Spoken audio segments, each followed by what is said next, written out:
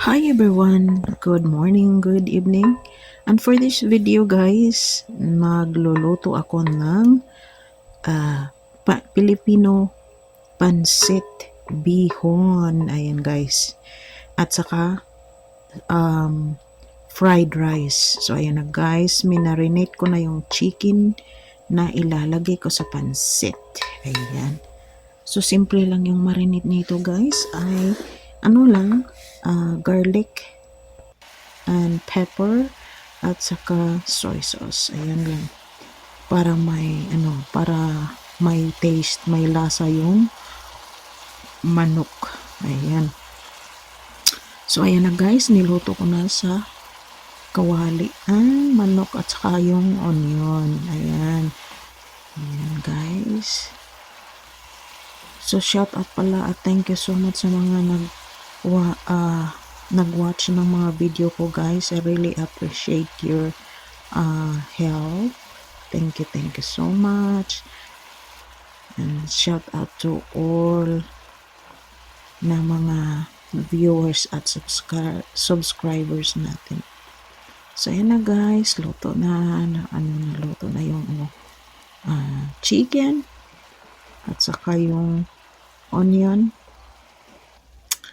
At saka nilagay ko na yung green peppers.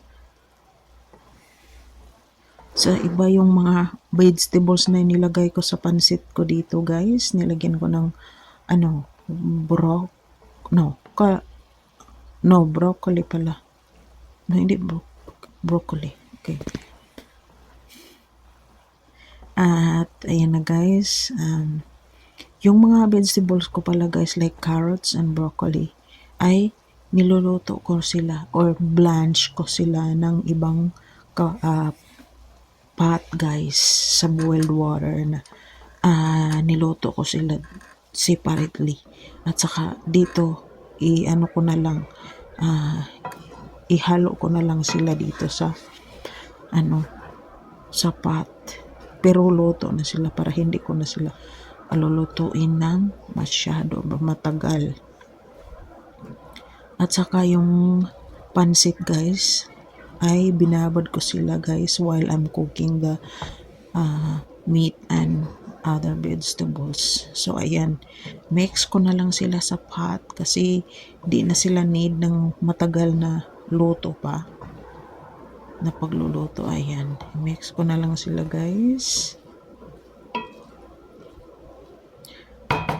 So ayan guys, so luto na. Let's eat guys. Thank you so much for watching.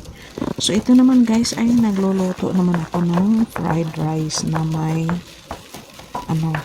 may itlog at saka may manok na naman. So ayan guys, mix ko yung yung bagong lutong yung kanin mikos. Ayan.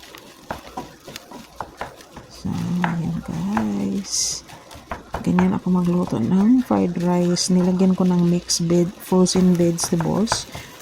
Anyway, nilagay ko muna sa tubig yung vegetables para mag soft.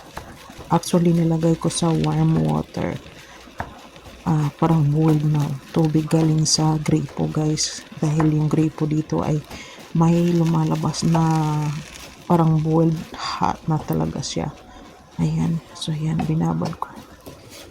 So ayan guys, ito na, malapit na siyang maluto at kakain na tayo.